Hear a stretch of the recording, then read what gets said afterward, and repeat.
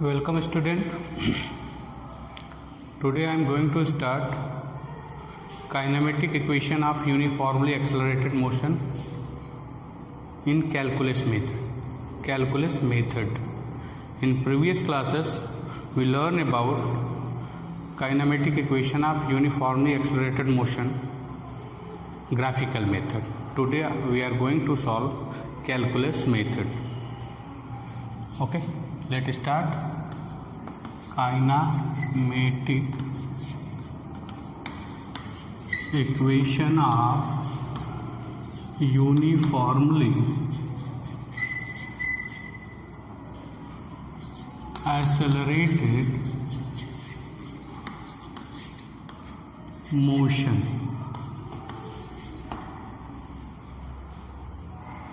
It is calculus method.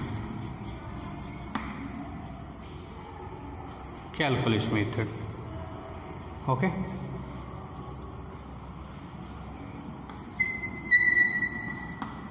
Calculus method. Okay. Let's start. इसके पहले मैंने बताया था, as we know that whenever we differentiate velocity with respect to time, we will find acceleration of object. Okay, that means A equal to dv upon dt. बताया था मैंने instantaneous acceleration equal to क्या होता है, dv upon dt. Velocity equal to dx upon dt. ये आपको पता होना चाहिए. Is that clear? A equal to dv upon dt. क्या कर देंगे बेटा, a dt equal to dv. बिल्कुल सिंपल है. इंटीग्रेट बोथ साइड, दोनों तरफ इंटीग्रेट कर देंगे. इनिशियल वेलोसिटी क्या है ऑब्जेक्ट की, v नॉट. फाइनल v 0 से स्टार्ट करता है. Time is t. In t equal to 0 पर its initial velocity is v naught. At time t equal to t पे उसकी वेलोसिटी v नॉट से बढ़ के कितनी हो जाती है, v. Is that clear? आप यहाँ पे क्लियर लिखना पड़ेगा आपको.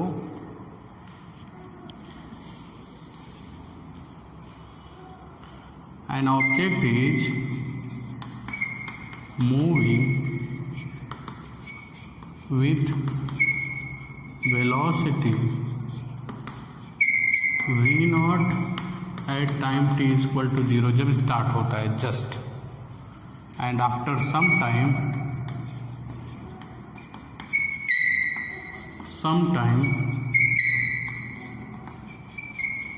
t equal to t, its velocity becomes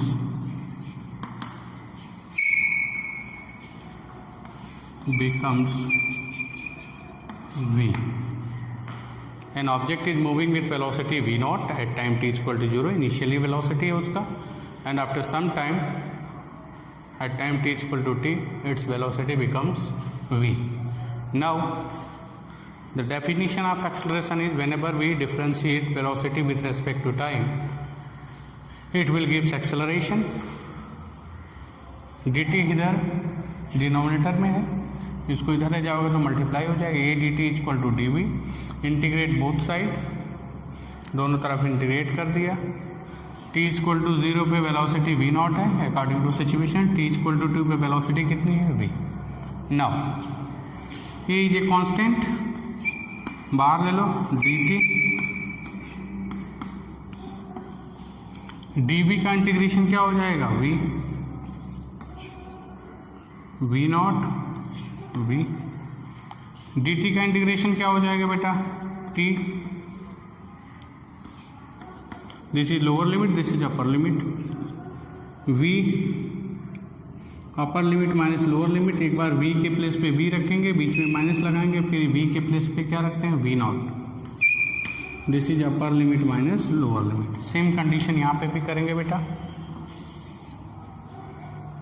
a t minus 0 एक बार टी के प्लेस पे टी, बीच में माइनस लगाएंगे, टी के प्लेस पे 0, upper limit minus lower limit equal to V minus V naught, A T equal to V minus V naught, V equal to ये इधर माइनस इधर प्लस हो जाएगा, V naught plus A T.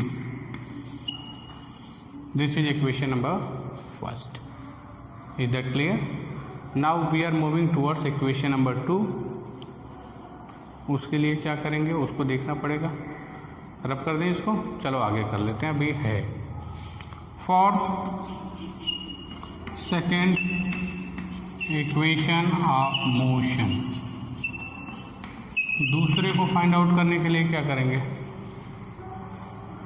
As we know that dx upon dt is equal to, क्या होता है dx upon dt equal to v।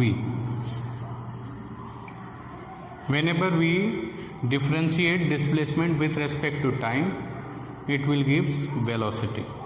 Is that clear? Now multiply कर दो, dx equal to v dt, same उसी तरह का है आपका। इंटीग्रेट बोथ साइड, दोनों तरफ इंटीग्रेट कर दें। यहाँ पे इनिशियल पोजीशन मान लो x0 रखते हैं, अब फाइनल क्या होगा x, यानी t इक्वल टू 0 पे उसकी इनिशियल वेलोसिटी v0 है और पोजीशन कितना है बेटा? Position is x0 and time t equal to 2 पे its velocity becomes v and position कुछ आगे भी तो जाएगा, वो क्या हो जाएगा? x हो जाएगा। Okay, now integration of dx x, initial position आप 0 भी रख सकते हो, कोई दिक्कत नहीं, नो प्रॉब्लम। यहाँ पे v है, from this equation v equal to क्या है? v नॉट प्लस 80, वहाँ पे पुट कर दोगे, ये v की वैल्यू यहाँ पे पुट कर दोगे, it will becomes v not plus 80 dt। Is that clear? This is upper limit minus lower limit, x minus x not, final position minus initial position, it will give displacement. आगे लिखेंगे v not के साथ t है, नहीं है, चलो अलग अलग कर लेते हैं इसको, थोड़ा डीपली चलते हैं। ये हो जाएगा आपका 0 से लेके आपका t तक, अलग अलग करोगे, ब्रैकेट को ब्रेक करोगे तो ये हो जाएगा v not dt plus 80 dt,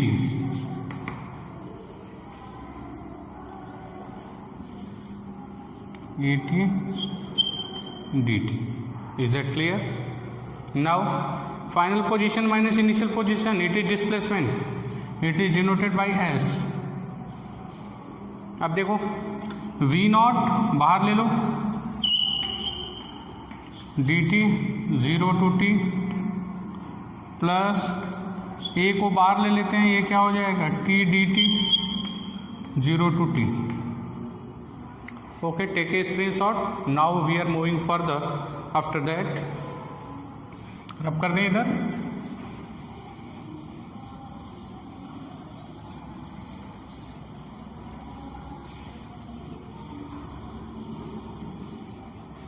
after that here s is equal to v naught, the integration of dt is t, dt मतलब डेल्टा टी, छोटा t, इंटीग्रेशन का मतलब उसको बड़ा करना है, तो dt का इंटीग्रेशन d होता है, dp का इंटीग्रेशन p होता है, ds का इंटीग्रेशन s होता है, ओके, dl का इंटीग्रेशन l होता है। इस तरह से dt का इंटीग्रेशन क्या हो जाएगा बेटा? t 0 to t plus a तो बाहर ही है, t का इंटीग्रेशन क्या हो जाएगा? t square upon 2 0 to t। अब कहोगे सर ये कैसे लिख दिया? देखो इसके सामने ही लिखता हूँ ब्रैकेट में, x to the power n dx, ये फार्मूला होता है इंटीग्रेशन का, क्या होता है? x power n plus 1 upon n plus 1। ये फार्मूले का यूज किया। यहाँ टी की पावर कितनी है 1, T to the power 1 dt, तो टी पावर 1 + 1 अपान 1 + 1, 1 + 1 करोगे कितना हो जाएगा बेटा 2 अपान 1 + 1 नीचे भी 2 आ जाएगा। Is that clear? ये वाला फार्मूला यूज किया। V0 t - 0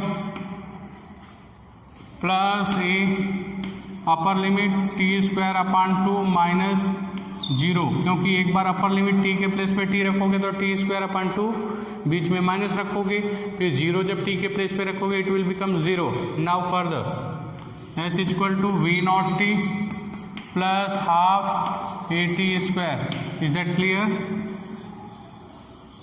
Take a screenshot. Now we are moving toward third equation of motion. Now we are going third equation of motion. As we know that for third equation of motion,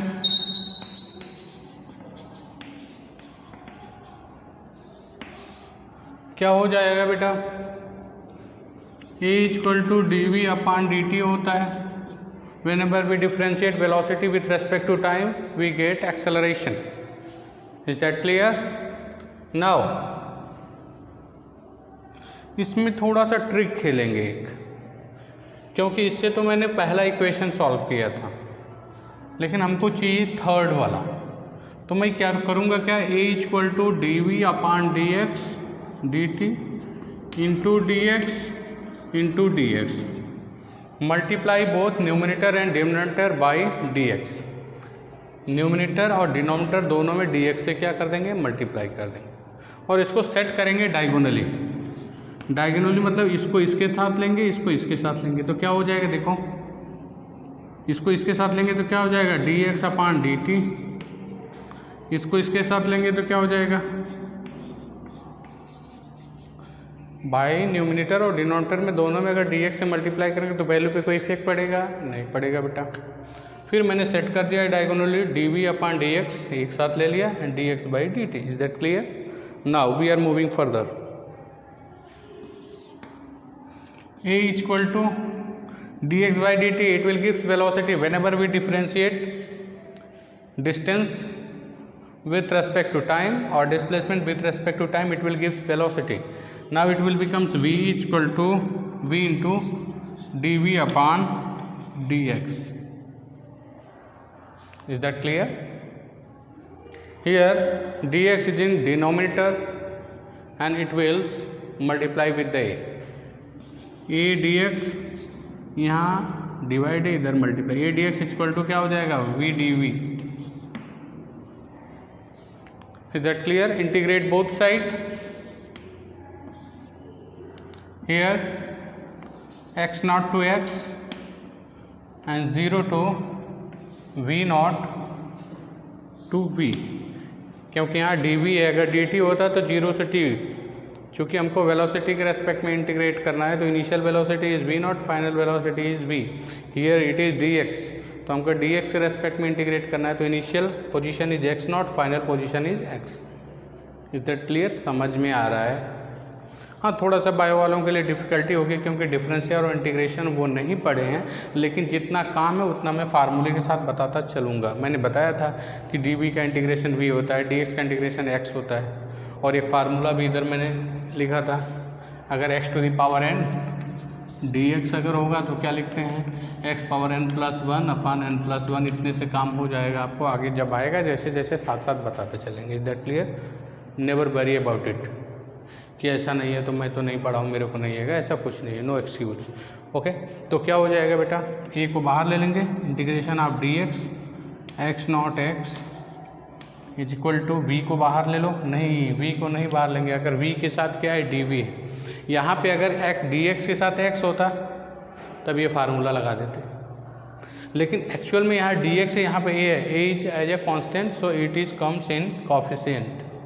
यहाँ पे देखो v के साथ dv है, ये तरह का formula है x⁴n dx, यानी क्या कर देंगे v⁴1+1 अपान 1+1, इसकी पावर कितनी बेटा 1 है। यहाँ पे जो वैल्यू हो ना, यहाँ पे दूसरी वैल्यू वही dx में हो dt में हो, जैसे आपका ऐसे हो x dx v dv T D T, इस तरह की कोई भी वैल्यू हो तो इस फार्मूला का यूज करेंगे। तो यहाँ पे इसकी पावर कितनी बेटा 1, तो क्या हो जाएगा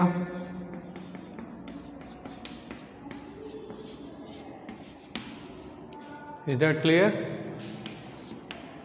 ए को बाहर लेंगे, dx का इंटीग्रेशन क्या है बेटा x हो जाएगा। Is that clear. Further in right hand side it will becomes v square upon 2 v naught and v,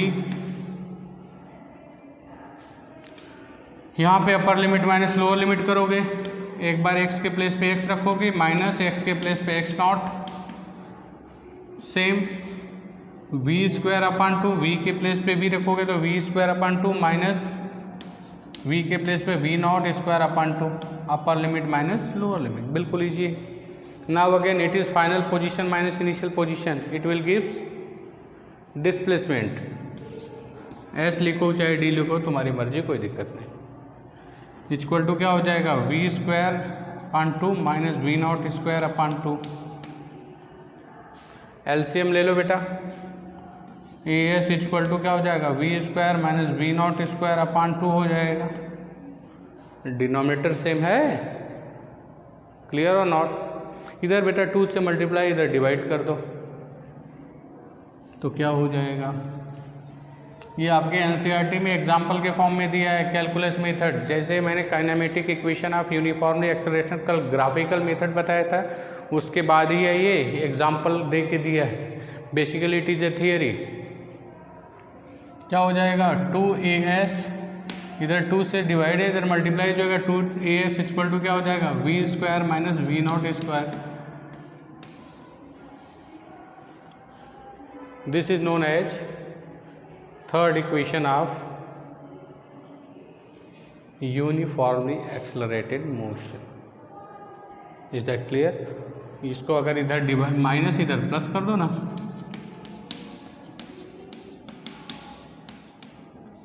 दोनों एक ही है, इधर लाके इसको प्लस कर दिया। ओके, तो आज हम लोगों ने क्या सीखा, kinematic equation of uniformly accelerated motion, which method, calculus method. इसके पहले वाले लेक्चर में हमने क्या सीखा था, it is graphical method. Both are important, whatever ask in your board exam you have to write it whenever he say with the help of graphical method, then you apply graphical method. Whenever he said with the help of calculus method, you have to do it. Okay, अगर इधर का उधर करोगे तो marks नहीं मिलेंगे। Is that clear. It is very important, it is all about kinematic equation of uniformly accelerated motion. तो आज के लिए बस इतना है, नेक्स्ट में मिलेंगे। Okay, thank you.